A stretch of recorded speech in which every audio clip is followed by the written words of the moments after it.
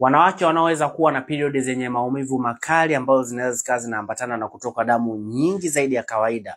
Huyu mwanamke anatumia pedi zaidi ya 3, 4 ndani ya siku moja. Lakini hata wakibeba mimba kupatikana ni vigumu, lakini hata zikipatikana huwa zinakuwa hazikai.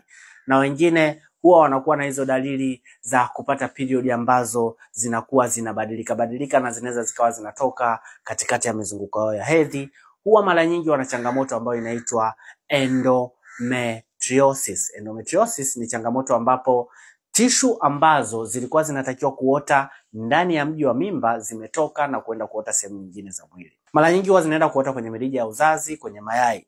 Hizi tishu zinasababisha mwanamke anakuwa anapata michubuko ambayo tunaziita inflammation za mara kwa mara. Kwa hiyo zile tishu zilizoota kwenye sehemu ambazo sio sahihi huwa zinasababisha michubuko ambayo inasababisha vidonda na makovu ya mara kwa mara. Ikitokea kwenye mlija au kwenye mayai huwa inaathiri uwezo wa yai kutengenezwa, lakini pia inaathiri uwezo wa yai kusafiri kutoka kwenye sehemu lilipotengenezwa mpaka kufika kwenye mirija ya uzazi. Huwa inaenda kusababisha mrija wa uzazi kupungua upana wake.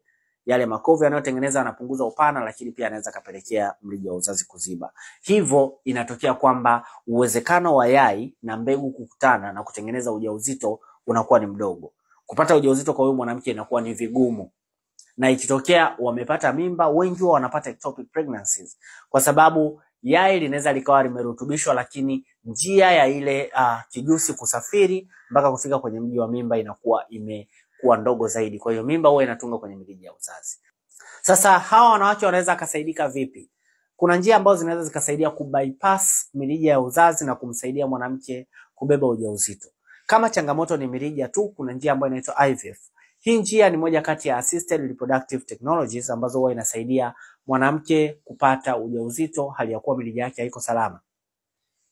Kwenye IVF, yai ambalo litapevushwa na huyu mwanamke baada ya kuingia period litavunwa kwa njia za kitaalamu, zitapelekwa maabara. Urutubishaji wa yai utafanyika nje ya mwili wa mwanamke, na baada ya yai kurutubishwa maabara kwa kutumia mbegu za mwanaume anayetaka kuzaa naye huyu mwanamke, litarudishwa, kile kijusi kitarudishwa ndani ya mji wa mimba na huyu mwanamke atabeba ujauzito. Hii inaitwa in vitro fertilization. Kama una hizi changamoto, tuwasiliane ili tuweze kuona namna gani tunakufanyia vipimo na kupata majibu sahihi ambayo yatatusaidia kujua ni njia gani salama kwa wewe kuweza kupata mtoto.